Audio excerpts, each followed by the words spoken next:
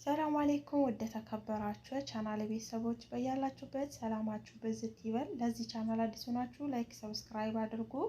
ዛሬ ሳውዲ አረቢያ ላይ ሁለት የወጡ ህጎች አሉ። እሱን ነግራችኋለሁ። እናንተ ላይክ አድርጉ። ለማያውቁ ልጆች ቪዲዮ ተደራሽነት እንዲኖረው ላይክ አድርጉ። ያ ምንድነው? አንደኛው በዚህን ሰዓት ማለት ነው ከኢትዮጵያ ወደዚህ የሚመጡ ልጆች የትኛውን ቤት ያኔ የሚመጡበት ቤት ከገቡ በኋላ ቤት መቀየር አይቻልም። የድላቸው ነው። ጥሩ ቤት ከገቡ ይዘው ይሰራሉ። መጥፎ ቤት ከገቡ መቀየር ምናምን የሚባል ነገር የለም።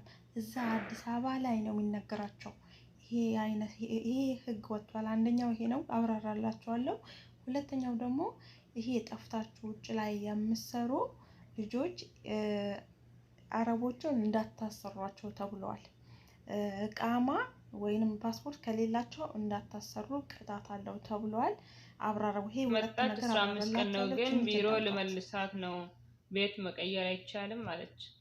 የምር አሁን አይቻልም እያሉ ነው። አዲስ ስለሆነች አሁን አዲስ የመጣው ሰው ሁሉ ወደ ሀገር ነው የሚመለሰው። ቤት መቀየር ከፈለገ ወደ ሀገር ነው የሚመለሰው። ሲጀመር አሉ እዛ ተነግሯቸው የሚመጡት አሉ የሄዳችሁበት ቤት ካልተስማማችሁ ወደ ሀገር ነው የምትመለሱት ተብለው ነው የሚመጡት አሉ። የምር በቀደም የሆነች ልጅ ቋንቋ ምናምን ታውቃለች፣ ሌላ ሀገር ሄዳ ነው የመጣችውና ወደ ሀገር መልሰው ላኳት። ቤቱ ሳልተስማማት ምናምን ቤት ቀይሩልኝ ምናምን ብላ ቢሮ ሄደች፣ ተመለሰች። ቢሮ ካልተመለስኩ ብላ እምቢ ብላ ከስራ ወጥታ ማለት ነው። ከዛ ወደ ኢትዮጵያ አሳፈሯት ማለት ነው እላችኋለሁ። እና አሁን ላይ ቤት መቀየር አይቻልም እያሉ ነው። ግን እስቲ ሞክረሽ አናግሪያቸው። መቼም ስልክ ቁጥራቸው ስላለሽ ይኖራል በእርግጠኝነት አናግሪያቸው። ሁለተኛ ነገር ደግሞ ቤት ቢሮ ማለት ነው። ቢሮ ስትሄድ ባለፈው ማን ነው ስሟ የሆነች ተደብድባ አልሞተችም? በየሆነ መስር ነው ምናምን ግብፃዊ ነው መሰለኛው ደብድቦ የገደላት ልጅ ትዝ አላችሁ?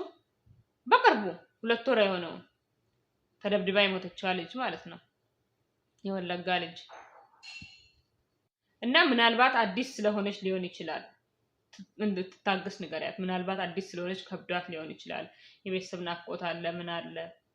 ስለዚህ እስቲ ሞክራት። እኔ አሁን እዚህ መጥቼ 4 ወር ምናምን እስከሚሆነኝ ድረስ አልቅሻለሁ ሳላቋርጥ። መጀመሪያ ስመጣ መልመድ አቅቶኝ እና 15 ቀን ደግሞ በጣም ትንሽ ናት። ወር እንኳን ብትሞላ ይሁን እና ምግብ ካለ ሴትዮዋ ማስጨውባት ከሆነ ስራ በዛ እንቅልፍ ሰዓት አጣው ምናምን በሚሉ ሰበቦች መቀየር ምናምን ፈልጋ ከሆነ ይሄ ሁሉም ሰው ጋር ነው። ሲጀመር ለስራ ከሀገር እስከወጣን ድረስ መስራት ነው።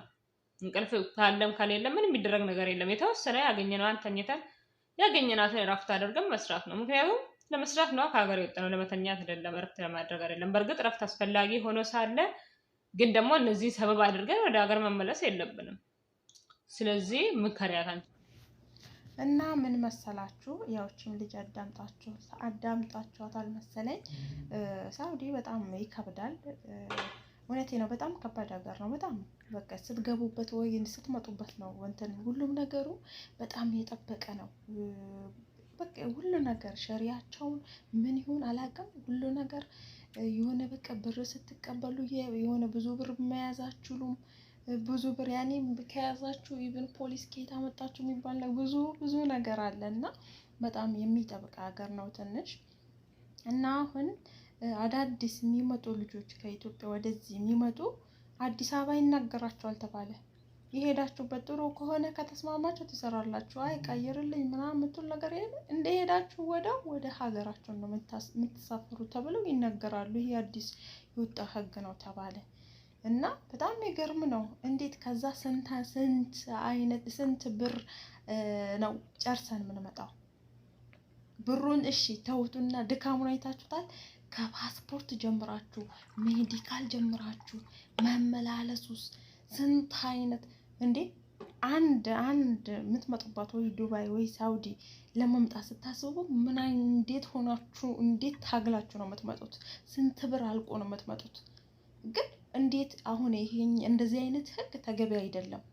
ይሄም እዚህ ከመጣችሁ በኋላ ጥሩ ቤት ከገጠማችሁ ትሰራላችሁ፣ ካልገጠማችሁ ወደ አሁኑ ከዛ ቤት ወደ ኢትዮጵያ ያሳፍሯችኋል። መቀየር ቢሮ መሄድ አይቻልም የሚባል ህግ አለ። ይሄ በፍጹም ተገቢ አይደለም። ሁላችሁም ልታውቁ ይገባል። ያኔ የምታመጡት የምታውቁ እህት ምናምን ካላችሁ ሰው አምጡልኝ ሲሏቸው አረቦች ብታመጡ ይሄ የተመረጠ ነው። ማን ቤት የማይታወቅ ቤት ከመምጣት እንደዚህ አይነት ህግ ካለ አለመምጣት ነው፣ ወይንም እዚህ ሳውዲ የሚባል ሀገር አለመምጣት።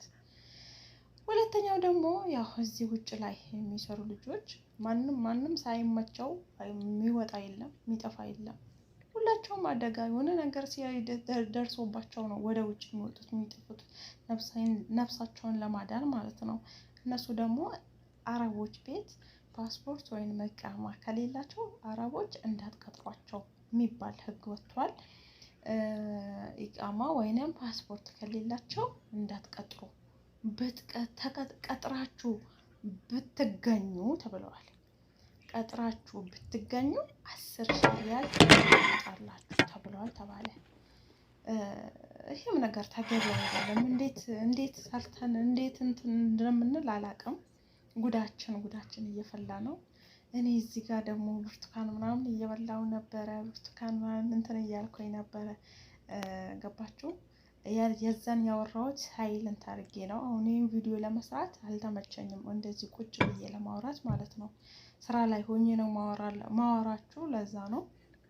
እና በተለይ ሳውዲ ላይ ከባባድ እንትን እየወጣ ነው፣ ህግ እየወጣ ነው። በቃ ሳውዲ ከሚመጣው ወደ ሌላ ያውን ዱባይ ፍሪደም ያለበት እንደዚህ አይነት ነገር ምንም ነገር የሌለበት ሀገር አለ። ግን ቋንቋ ለማያውቁ ከባድ ነው። ሳውዲ ቋንቋ ብታውቁ ባታውቁ ወዲያው ነው የምትመጡት ማለት ነው። ቋንቋ ያውቃሉ አያውቁም አይባልም፣ ወዲያው ነው የሚመጣው። እዛ ሀገር ግን ቋንቋ የሚያውቁ ትንሽ ይፈለጋሉ፣ ለዛ ነው ማለት ነው። እና ተጠንቀቁ። ፓስፖርት ደግሞ እንደዚህ ጠፍታችሁ ደግሞ የምትሰሩት ልጆች ቢያንስ ኢቃማ ከሌላችሁ ፓስፖርት ለማውጣት ሞክሩ ማለት ነው። እና ሁላችንም በሰው ቤት ያለን ከሰው እግር ስር ከሰው ጩኸት አውጥቶ ሀገራችን ያስገባን ውድ እህቶቼ። ይሄን ደግሞ ለሁሉም ስለሚጠቅም ላይክ አድርጉ።